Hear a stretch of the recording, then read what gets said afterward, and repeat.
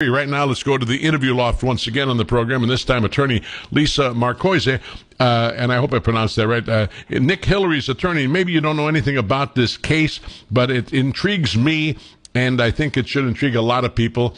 Hillary's new trial begins in November of this year, but let's let Lisa Marcoccia tell us what the charges were and why she feels so passionate about this man's innocence. Let's go. Lisa, good afternoon. Welcome.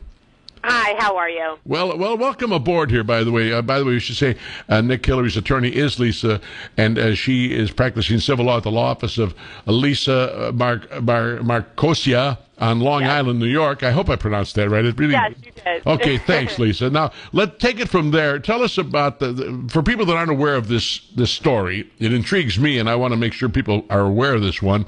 Give me the background on this story.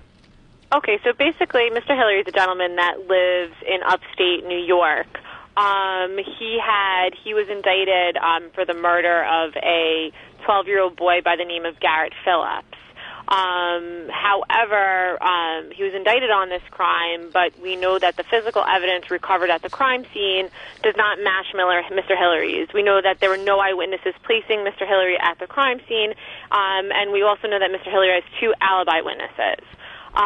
So all in all, objectively, Mr. Hillary is innocent of this crime, yet he was charged with it.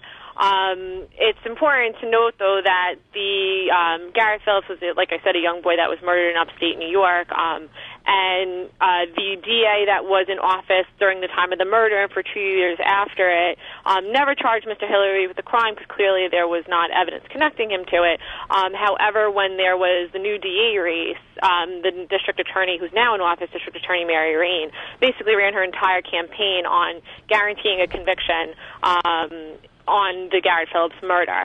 And then just a short couple of months after she was sworn into office, she convened a grand jury against Mr. Hillary. So in effect, this trial is kind of making it kind of a political football out of this whole serious injury. And now you are defending him. A new trial begins this November, correct?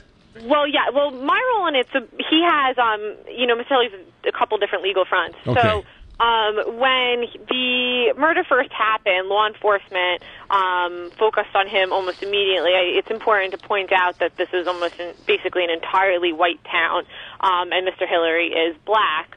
And so he had, so the law enforcement had basically focused on him immediately, and they had engaged in certain conduct that violated his civil rights. So Mr. Hillary commenced a civil rights lawsuit. So this was a civil case. And that went on. Now, his attorney on that was a gentleman by the name of Mr. Manai Tafari. Then 2 years later, he was charged with, when I just explained, the district attorney came into office and charged him with this crime, and he has 2 criminal defense attorneys representing on the criminal end. I, on the other hand, the role I play in this is that, it's important as a background, she brought an indictment against him, and that indictment was actually dismissed by the judge, because basically the judge said that the district attorney did not engage the grand jury approach. She wasn't neutral. She's supposed to be a neutral person in the grand jury, and she wasn't, and she questioned witnesses inappropriately. So she threw out the first indictment. Stemming from that, throwing that out, we filed a notice of claim for malicious prosecution, and that's my role in it. However, after the first indictment was thrown out, she convened a second grand jury and got a second indictment against him, and that's what's pending right now. There's a lot of layers to this. It sounds like there's maybe some racial prejudice, maybe some maybe there's some politics involved. A lot of things to make. We're going to take a quick break and be uninterrupted for the final part of our interview. We're talking with Lisa Marcoccia. She is Nick Hillary's civil attorney in this one. Lisa will be back in just about 218 Big Radio, AM 1380 WBEL, the fine all of Northern Illinois and Southern Wisconsin. Doug McDuff, your host here with our guest, Lisa Marcoccia, is Nick Hillary's attorney. And if you just dialed in, he's a Potsdam, New York resident, military veteran. Nick Hillary, father of 5. His life has been turned upside down for a murder he allegedly did not commit. And if you don't know the story, Garrett Phillips, a 12-year-old boy, lost his life tragically, and of course, Mr. Hillary was charged with the killing of this 12-year-old boy. A police lieutenant and former police chief said under oath there's no evidence tying this man to the case. So that's why it makes it intriguing for me and for Lisa, the attorney here.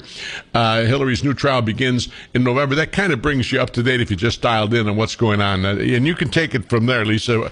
This sounds like a very interesting case, and no matter what happens, it seems that Nick Hillary's life is turned upside down in his family for many years. There could eventually be a suit against the people that came out against him in this eventually. Oh, absolutely. I mean, Mr. Hillary's life has been destroyed. Like I said, he was a university soccer coach up there. He's immediately lost his job that he worked very hard to build. He's under constant to earn a living because no one will hire him. I mean, the emotional stress, obviously, that this placed on him and his family. His children have been harassed in school. And like I said, he's under physical death threats every day. So it's really, he can't leave the area. It's a very small town in upstate New York, and because of the charge that's pending against him, he's not allowed to leave the area. So he's basically stuck in this community that's very toxic. So this has completely turned his life upside down.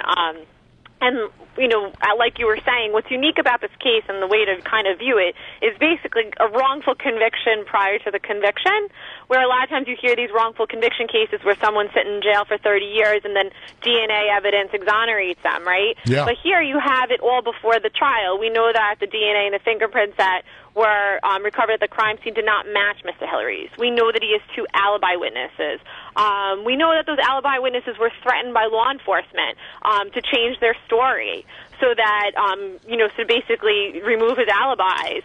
And so it kind of basically seems like there was this setup to make sure that Mr. Hillary goes down for this crime, despite the fact that objective evidence, scientific evidence, doesn't connect them to it.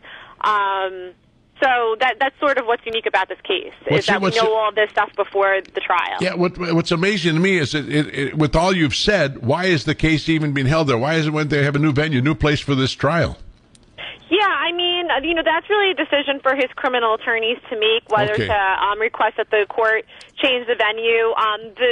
The reason I would think that it hasn't been done is because if there is a change of venue, it's likely just a county over, which I don't think would change. I mean, I don't know. Again, I'm not the criminal attorney on it, but I don't know how much that would change, really, the outcome of the case. The district attorney would still be responsible for prosecuting it. Lisa, you're the civil attorney in this. So will you be at the criminal case, though? Will you be sitting there? Yeah, I would like to be. I plan on being. So if it works into the schedule, I plan on being there. Yeah. Yeah, but we want to make it clear that you practice civil law, and that is that's where you come in, not in the. I come in on the civil side, not on the criminal side. Right. Have you talked to the lawyers though? Are they wondering how can this go this far? Oh, absolutely. No, I have a nice working relationship with his criminal attorneys. Absolutely. I mean, that is the mystery of this case, and your listeners could actually go. There's a website. It's called truthfornickhillary.com, and that actually is a website that was put together that lays out this case, and it gives a really nice background, and it probably explains it a little more thoroughly than I am. Again, with this case, there's no physical evidence, there's no eyewitnesses, he has 2 alibis. We also know, which is a unique element, is that the lead investigator on the case had stated in an affidavit to the court that he had seen Mr. Hillary with a significant limp at a soccer game. And I guess based upon this, he was saying, this shows that he was responsible for it. However, there's a video of Mr. Hillary at this soccer game where he suffers from this alleged limp. And if you see Mr. Hillary, and this video is on that website, he walks beautifully, perfectly, all around the soccer game. He's going up and down the field, and there's absolutely no limp. So there is a case to be said that a lot of the evidence that was presented against him was falsified. So again, if you go to truthfornickhillary.com, all that information is on there, and your listeners can get into it. That would be, I want to follow this myself. Truthfornickhillary.com, and your civil rights lawsuit, is it against only the Potsdam Police Department or others? Well, so there's sort of 2 civil rights aspects to this.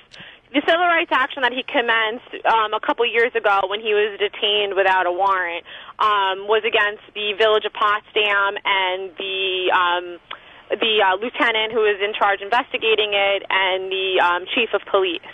The malicious prosecution action, which has not been commenced in court yet, because that's not really how it works in New York. In New York, if you're going to sue a municipality, you have to just basically give them notice of it before you commence it, which is sort of the role I play in this. So I gave notice that we would plan on bringing a malicious prosecution action against the St. Lawrence County and district attorney.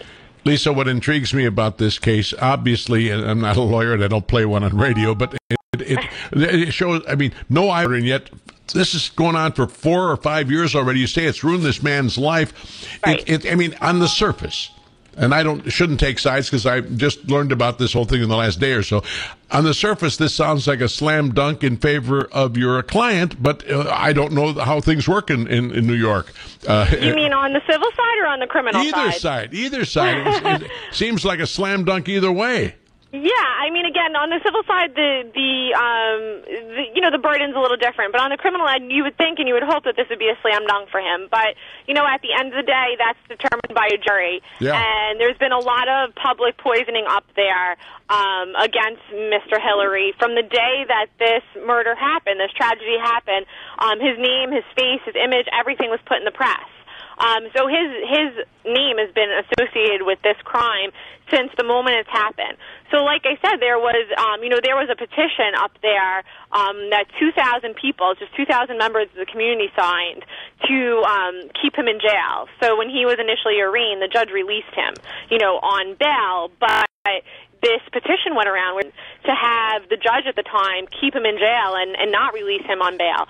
And this is all just because of, again, like the public poisoning that's been going on up there against Mr. Hillary, despite the fact that the evidence says otherwise. So, like I said, you hope you get a fair jury that would make a fair and impartial call on this, but, that's not always the case. One thing I never asked you at the outset of this, did this soccer coach, Oral Nick Hillary, know this young boy or have any relationship at all with him, any knowledge of who the kid was? Yeah, so basically the connection with him is that Mr. Hillary used to date Garrett, who was the little boy who died, Garrett's mother.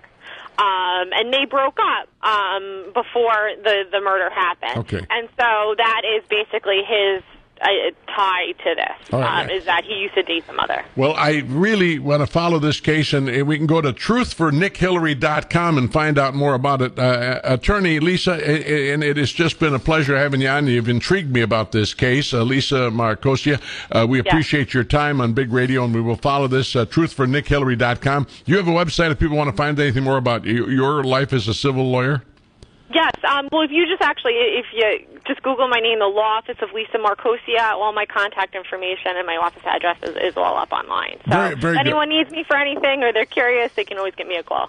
Very good. Truthfornickhillary.com is one way to go to keep up on this case. Very interesting. Yeah. I hope it is resolved sometime this year, and we'll see what happens. Thank you very much, Lisa, for your time. Thank you for having me on. Appreciate it. Appreciate you being on with me. Bye-bye. Okay. Uncle Doug here on Big Radio, AM 1380, the new WBEL. We're here, and that case is intriguing. Now, obviously, this gentleman happens to be an African-American coach, and all the people that are piling on in this case seem to be white people, and it looks like there's no physical evidence, no eyewitness, no nothing that ties him to this, but it's going on for 4 years now, so I'm intrigued how this will all turn out.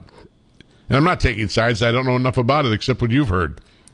His new trial begins in November, and this is his civil law attorney, not the criminal law attorney, but she says she's going to try her best to be at this new trial in November. He was re-indicted on murder charges this past January after charges were dropped October of last year. So, truthfornickhillary.com if you want to check this one out. My next guest coming